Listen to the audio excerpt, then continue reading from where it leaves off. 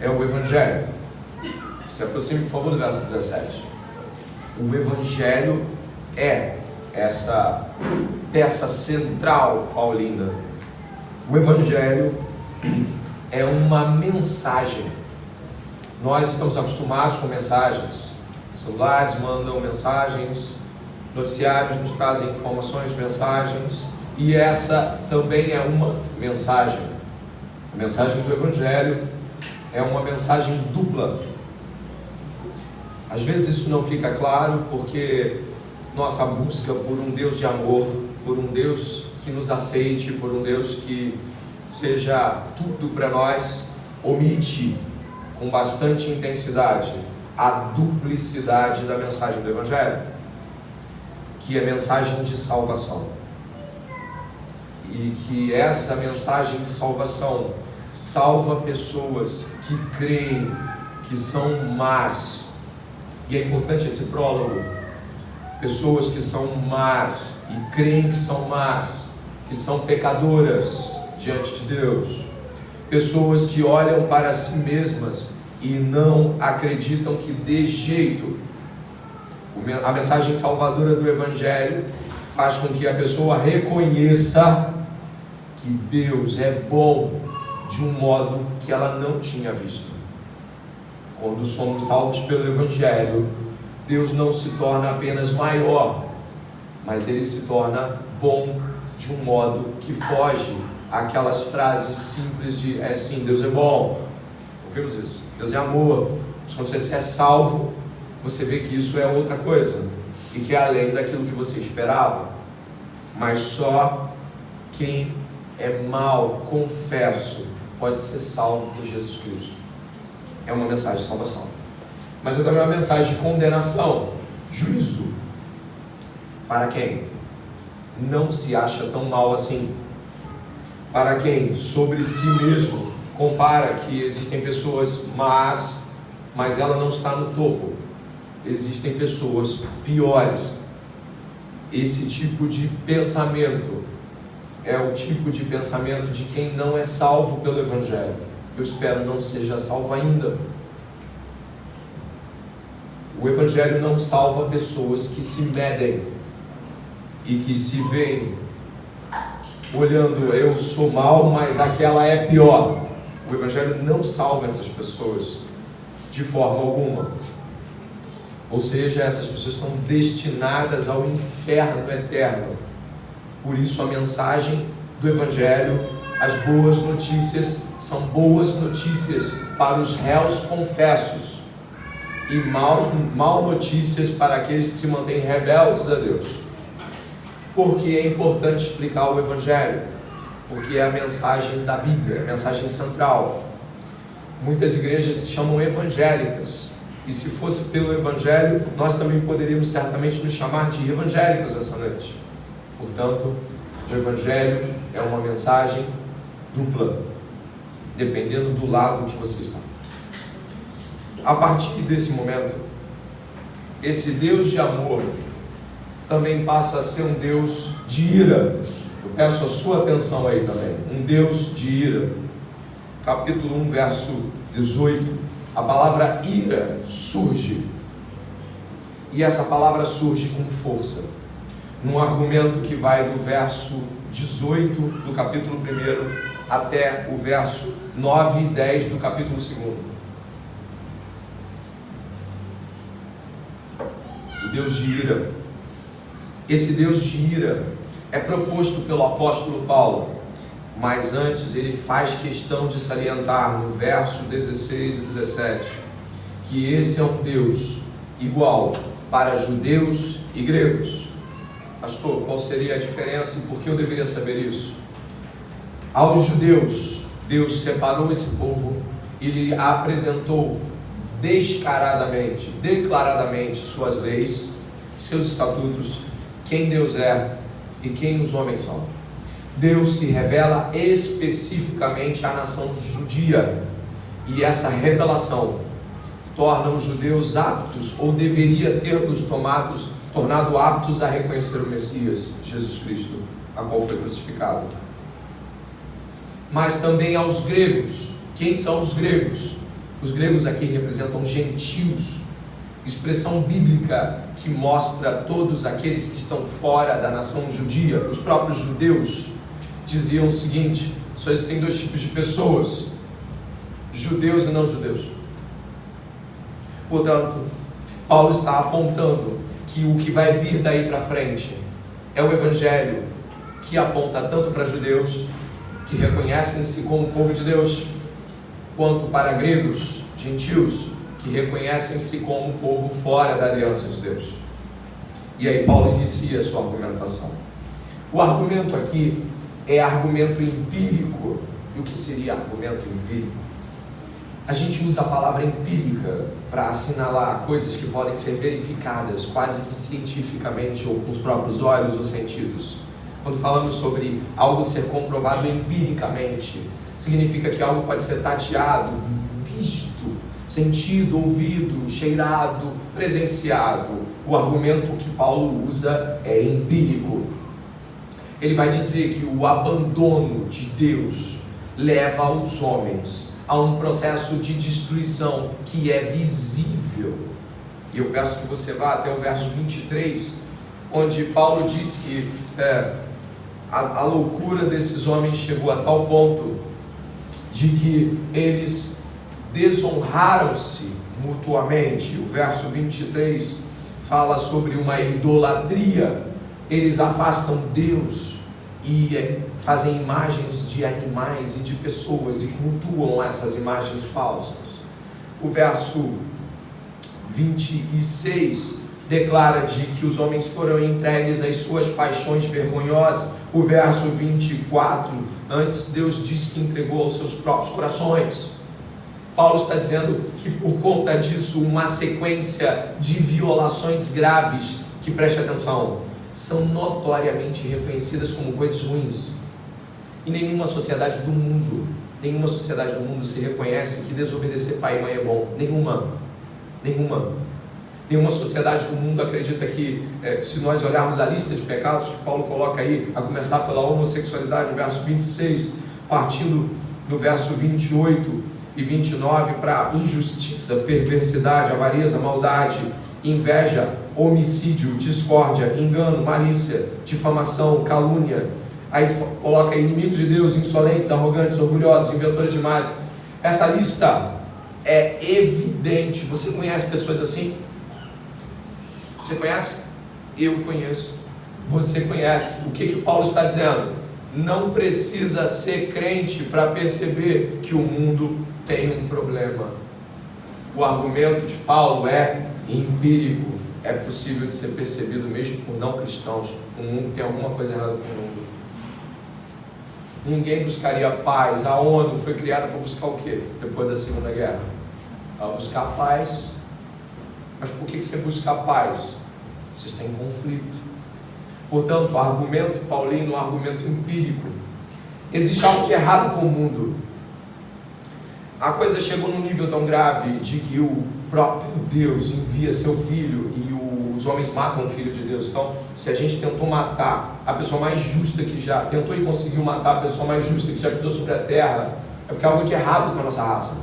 Nós não queremos que a verdade seja posta diante dos nossos olhos. Desejamos a paz, mas não somos capazes de trazê-la. Desejamos a verdade, mas não somos capazes de parar de mentir. Temos algum problema. E aí Paulo vai dizer que existe um problema assim. O abandono de Deus é o abandono de si mesmo. O abandono de Deus é desonra para você, e você vai desonrar todo mundo e tudo que você vai encontrando pela frente. Portanto, Paulo vai dizer o seguinte: existe um problema com o mundo. Depois que ele vai para esse argumento, algo acontece aqui.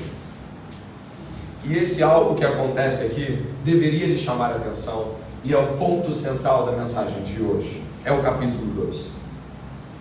Observem como o capítulo 2 começa no verso 1.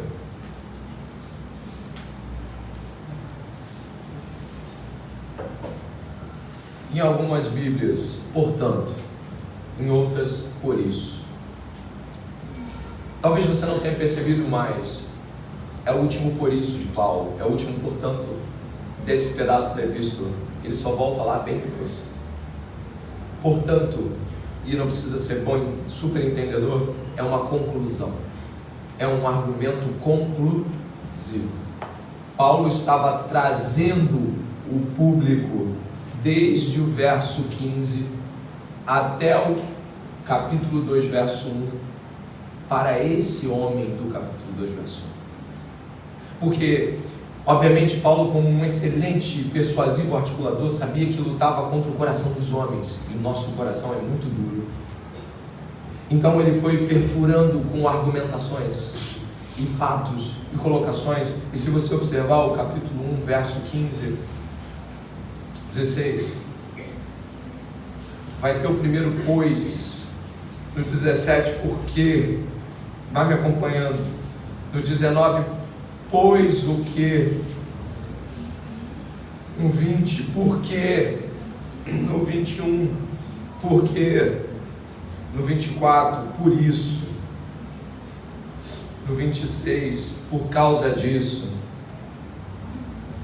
e no capítulo 2, verso 1, portanto.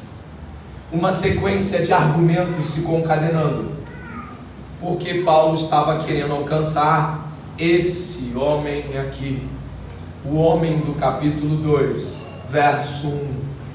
Esse homem do capítulo 2, esse homem, e aí genericamente homem, mas homem, mulher, essa pessoa do capítulo 2, verso 1, ela tem uma problemática para resolver com Paulo. E Paulo está dizendo o seguinte para essa pessoa: Deus não está irado apenas com quem você acha que Ele está. Deus não está irado apenas com essa sequência enorme de pecados que eu expus para você. Deus está irado com você.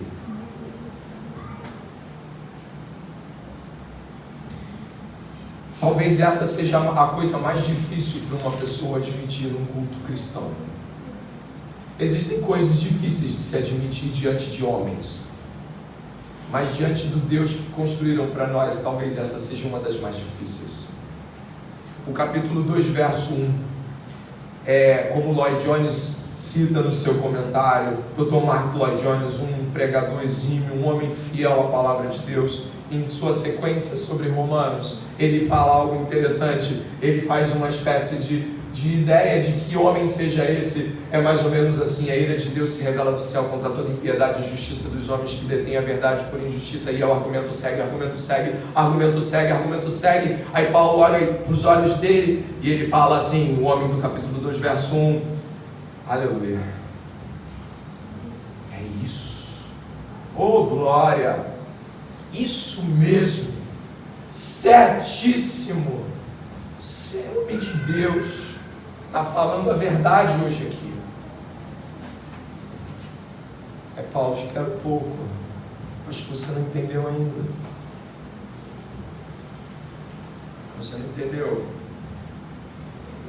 Você é esse homem.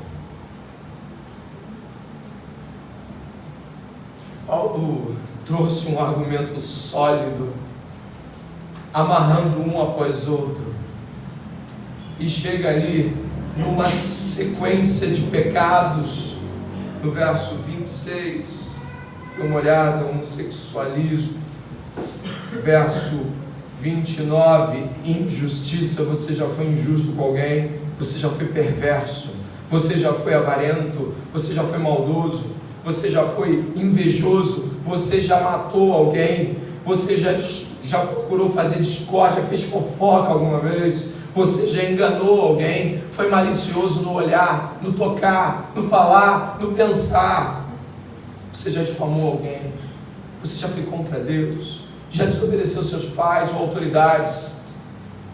Você imagina que o homem do capítulo 2, verso 1 fala, é mesmo, esse tipo de gente merece a ira de Deus. E Paulo, para! É você! São vocês, sou eu. Nós somos os indesculpáveis.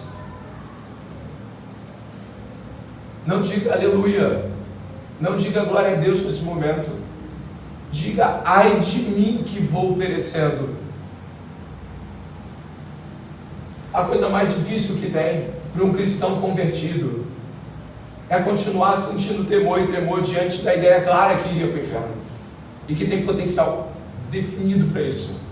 E a coisa mais difícil igualmente que tem é um pecador se considerar tão mal sem a presença do Espírito Santo.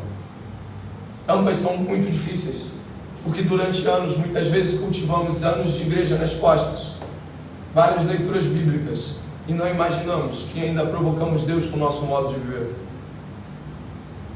Ainda não imaginamos que provocamos Deus aqui hoje, com um modo irreverente e displicente. Provocamos Deus com as nossas orações. Quando acontece?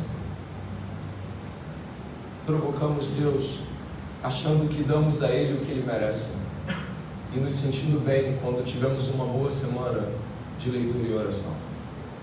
Provocamos Deus achando que fazemos nossa parte e Ele faz a dele.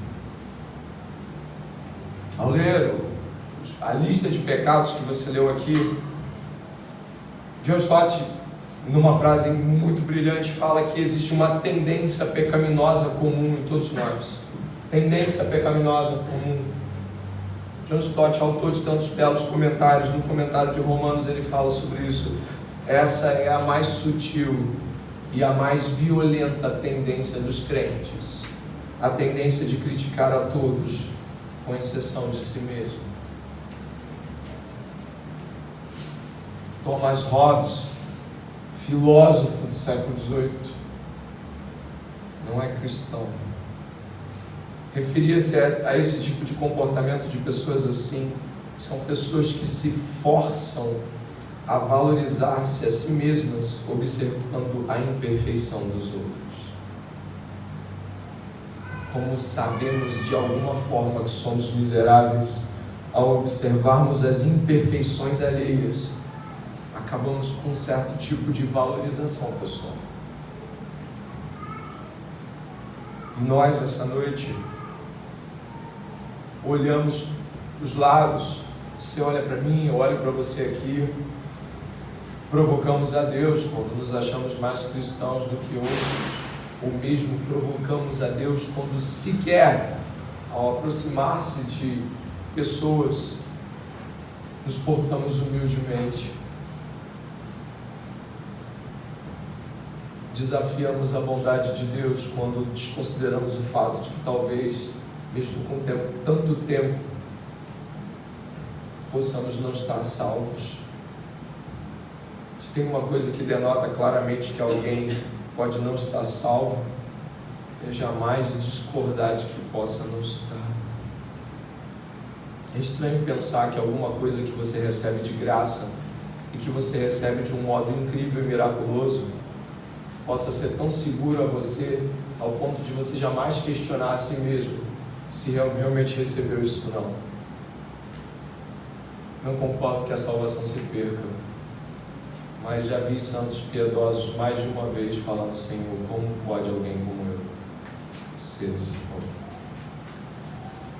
Portanto, é indesculpável você que julga essa noite, é indesculpável.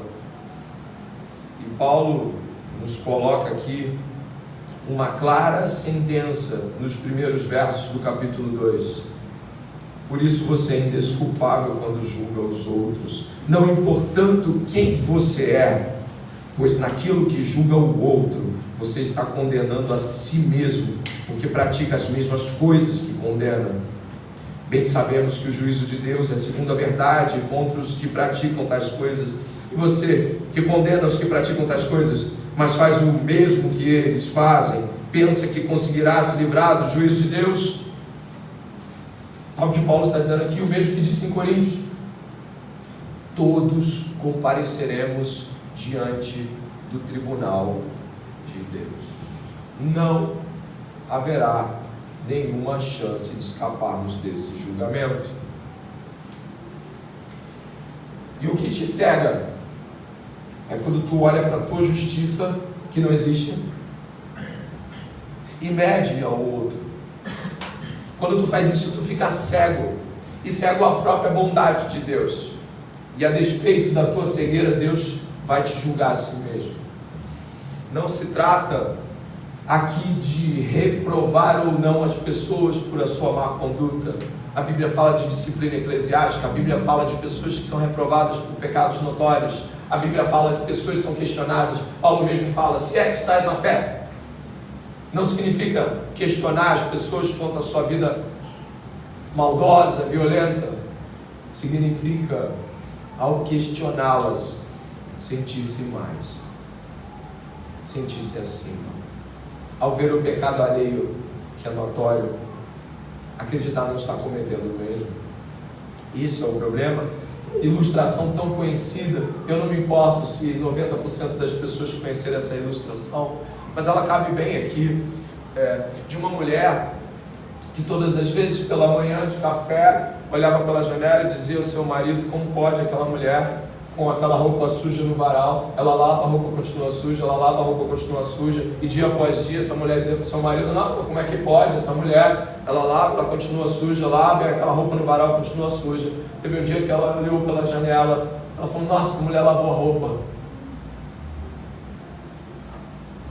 O marido dela falou, não, fui eu que limpei nossa janela. É assim que somos. É assim que somos. É assim que nós pensamos. É assim que nós arguímos. Calbart, em seu comentário, fala de que apontar o pecado alheio, atraindo para si algum tipo de justiça, é uma semi-anestesia do seu próprio pecado. É como se você se sentisse menos pecador quando você consegue falar assim, você soube o que fulano fez, você soube o que ele aprontou. Quando você fica, o que ele aprontou? Aí você ouve, você, caramba, como é que ele aprontou isso? A primeira coisa devia ser, como é que eu ainda não aprontei, porque eu tenho mais potencial que ele. Mas nós apontamos para fora. E isso é trágico. Ao perceber essa realidade, você pode começar a pensar nas suas próprias frases essa noite. Como, eu não sou tão cristão, um cristão tão profundo assim, biblicamente, porque a minha igreja não era boa. O pastor era meio ruimzinho, os líderes não me ajudavam. Não, eu me tornei gay e continuo sendo gay porque me molestaram. Você pode dizer assim, olha, eu não me fixo em nenhuma igreja porque nenhuma igreja presta. Está vendo isso aí que tal? Está lastimável. Eu desobedeço os meus pais, sim, porque eles são insuportáveis. Olha, eu acredito que desobediência é errado, mas eu não sou nenhum assassino, pelo menos. Eu não estou firme na igreja, mas olha, eu tenho temor a Deus. Eu faço minhas orações que, mais do que muita gente que está na igreja. É sobre isso. É sobre esse caminho de para fora, para limpar o que é aqui dentro. A sujeira de fora não vai limpar você. A sujeira de fora não vai torná-lo mais.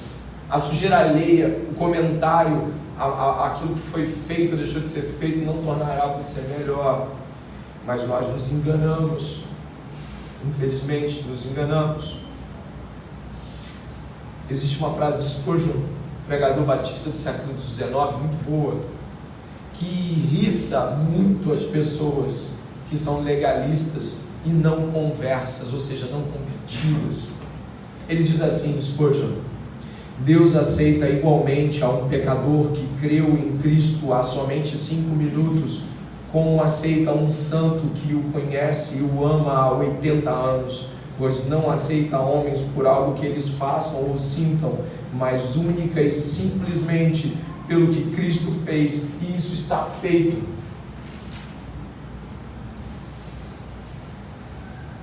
A obra consumada de Cristo na cruz, sendo dada de graça a pessoas como nós, deveria nos calar quanto a qualquer orgulho que possamos sentir.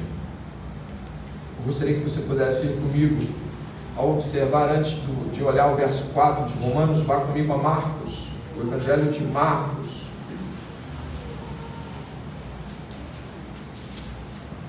Às vezes eu fico bastante assustado ao ver que pessoas que afirmam crer na Bíblia negam veementemente alguns trechos cabais das Escrituras. Marcos capítulo 10.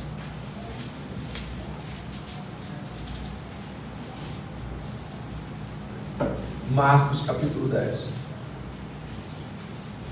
Eu gostaria que você pudesse ver a resposta que Jesus, Ele mesmo, Jesus, o Filho de Deus, gostaria que você desse uma olhada na resposta que Jesus dá a uma pergunta feita pelo seu auditório naquele momento. O verso 26.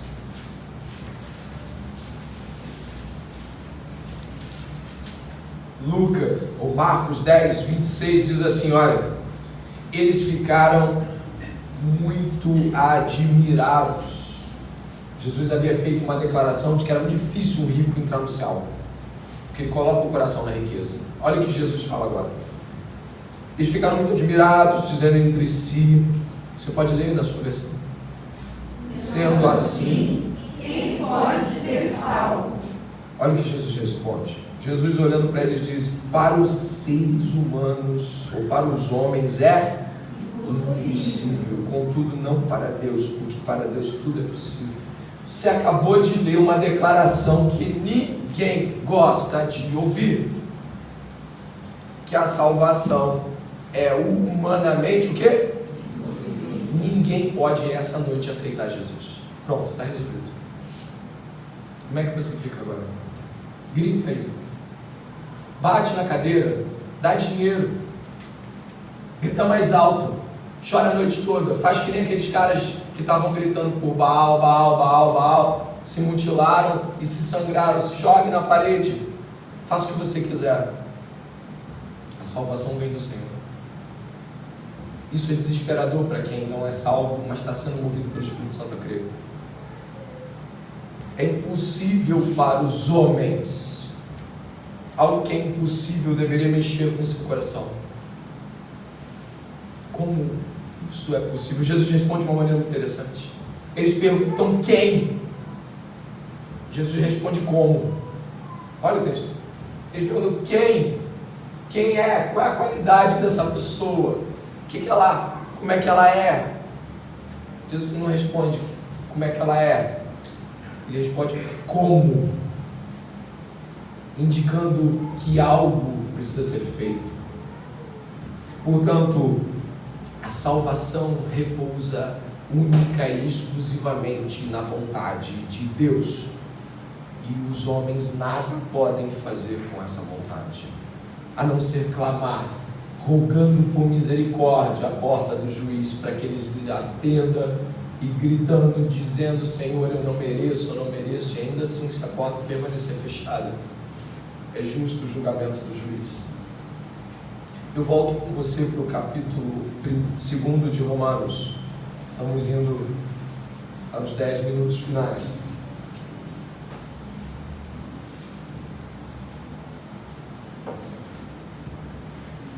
Logo, se todos nós aqui essa noite somos pessoas debaixo da ira de Deus, debaixo da mão poderosa do Deus, completamente sem nenhuma chance de iniciativa contra a salvação, o que nós podemos fazer essa noite? Existem considerações importantes. O verso 4 do 2º capítulo de Romanos fala sobre o modo como essas pessoas costumam olhar para Deus e seu amor. Verso 4: ou será que você despreza a riqueza da bondade, da tolerância e da paciência de Deus, ignorando que é a bondade de Deus é que leva você ao arrependimento? Isso é muito significativo. Preste bem atenção. Enquanto eu não apreciar Deus de tal modo bom que isso me constranja, está ouvindo? Enquanto eu não olhar para Deus, e quando eu olhar para a bondade dele expressa na morte do seu único filho, enquanto isso não for tão bom ao ponto de que eu não concorde, que eu mereça receber, não posso ser salvo.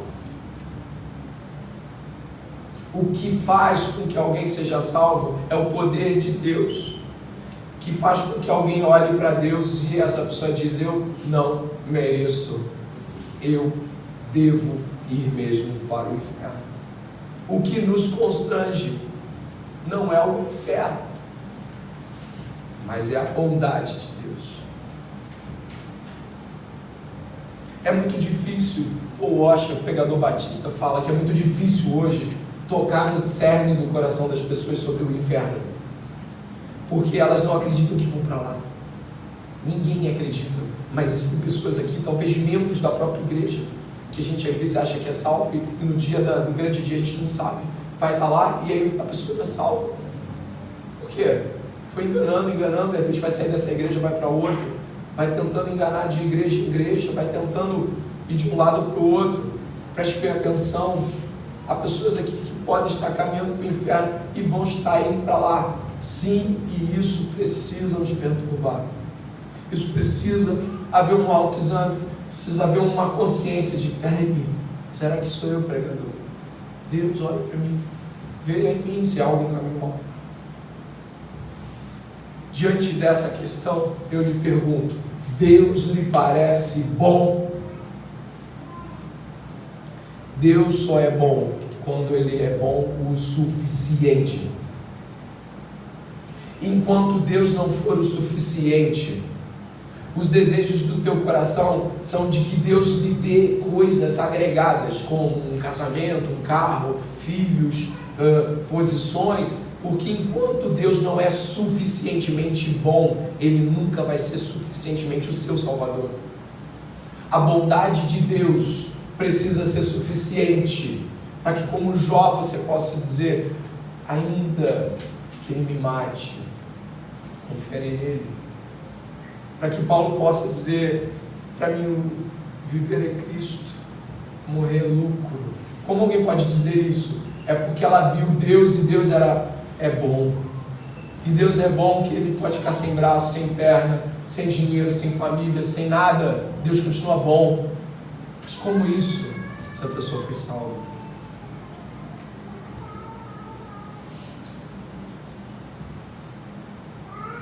Como diria o próprio apóstolo Paulo em Romanos, de que se queixa ele ainda? Do que você se queixa essa noite? Deus não é bom para você? Se não é bom o suficiente, eu questiono a sua salvação, ou pelo menos a sua cegueira momentânea. Deus é totalmente bom e totalmente suficiente para tudo. Deus é tudo que podemos ter nessa vida. Nada mais que isso. E nesse momento, existe uma fala de Paulo que diz que esses homens desprezam. Você sabe o que é desprezar? É quando nós temos alguma coisa e olhamos para ela e dizemos: não preciso tanto assim. Você quer ver um modo como você pode estar fazendo isso essa noite? Você pode estar dizendo assim: existem pessoas que precisam mais de Jesus do que eu hoje. Eu já sou salvo. Para tu permanecer salvo, sustentado pela graça, você precisa de Deus tanto quanto foi salvo naquele dia em que você foi salvo da morte para a vida. Todos que estão em Cristo precisam tanto de Deus quanto aquele que vai acabar de ser convertido no final desse culto. Não é possível que tu ainda não tenha percebido de que essa soberba, esse cinismo, essa altivez de nada adianta e de nada faz sentido, porque todas as vezes que nos colocamos com orgulho, soberba, altivez, cinismo, sarcasmo, zombaria diante de outras pessoas ou diante da nossa própria condição de miséria, sabe o que acontece? Nós estamos dizendo que não apreciamos a bondade de Deus, e a bondade de Deus se manifesta mesmo em meio às adversidades. Eu espero que você esteja momentaneamente cego e por isso seu coração está endurecido. É a minha expectativa otimista. Mas caso isso não esteja acontecendo, certamente você está indo para o inferno, e o inferno é real. John Stott fala que o coração do problema humano é o coração humano. Sabe qual é o problema do seu coração? Seu coração. Se não renovar, se não trocar o coração, não adianta. coração, núcleo da vontade, do pensamento, daquilo que você de fato quer. Por que você veio para esse culto hoje? Está procurando igreja? Por que você veio para esse culto hoje? Procurando namorado, namorada? Por que você veio para esse culto hoje? Está procurando o que para esse culto? Esse culto cristão tem como objetivo glorificar a Deus e mostrá-lo como Ele é bom e como eu e você somos maus. E se esse Deus bom não lhe for suficiente, não volte, porque é a única coisa que nós temos aqui. Um Deus bom e homens miseráveis. E caminhando para o fim, o verso 5 aponta de que esse tipo de homem tem um coração. Esse coração é um coração impenitente, teimoso. Reparei, mas por ser teimoso e ter um coração impenitente, você acumula contra si mesmo ira para o dia da ira e da revelação do justo juízo de Deus. Você apenas está indo na direção do seu próprio mal. É interessante observar, isso não é nenhuma invenção, mas nós temos a oportunidade, ao longo de vários fins de culto, ao longo desses quase 2 anos de trabalho na Igreja do Discipulado Cristão, nós temos muitas oportunidades concedidas por Deus de ouvir pessoas, e como é bom ouvi-los.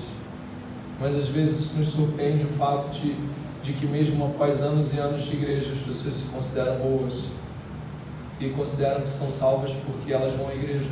Isso parece estranho à Bíblia, mas é comum hoje.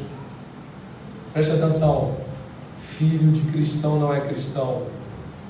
Filho de cristão é filho de Adão, e Adão é raça condenada. Só os filhos de Cristo herdam o reino. E nesse momento, eu lembro das palavras de Jesus em Mateus 9,12. Os sãos não necessitam de médicos, mas sim os doentes. Pastor dessa igreja precisa desse médico. Eu preciso de Jesus e esse médico. Eu preciso porque eu sou um pecador. Eu preciso porque eu sou um mentiroso. Eu preciso porque eu tenho pensamentos odiosos. Eu preciso porque eu tenho ódio. Eu preciso porque eu tenho aquela lista que Paulo disse que eu tenho. E eu creio na Bíblia. Então, se você não precisa, você é melhor do que o pastor, melhor do que cada pessoa e talvez até melhor que Jesus. E não perceba, né? E para terminar, eu peço que você faça essa autoavaliação. E essa autoavaliação também vai ter 2 caminhos. Se você crê, está seguro bastante que não possa ser questionado por alguém quanto à sua salvação, ao ponto de alguém dizer assim: você já observou se esse tipo de comportamento é um comportamento de gente salva? Se você bater na mesa, virar a mesa e disser assim: quem é você para dizer que eu sou salvo ou não? Você fala: eu não sou ninguém. Mas a Bíblia diz que a gente deve examinar. Se você tem uma segurança tão grande que não é capaz de questionar a si mesmo, você está indo para o inferno.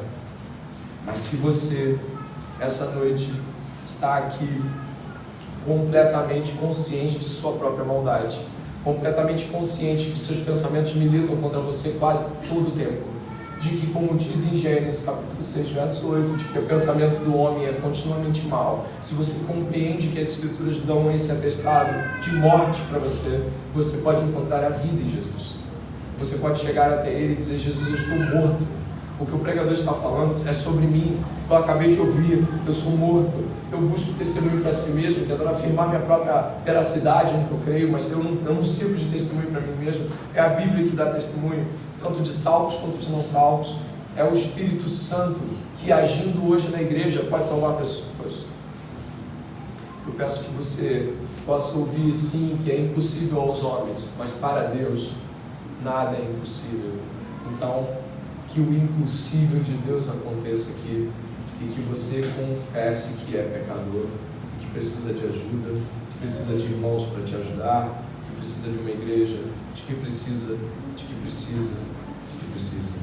E como um miserável pecador, você precisa Poucas horas antes de morrer, Lutero escreve num papel na cabeceira do criado mudo, Lutero, reformador. Ele diz: somos todos mendigos. Já passou por um mendigo? Já viu quando ele estendeu a mão e você não deu? Imagine que sua condição espiritual é muito pior do que a condição física e material daquele mendigo. Parado, estendendo a mão. Somos todos mendigos essa noite, diante de um Deus bom. Que o Senhor tenha piedade de nós. Vamos orar?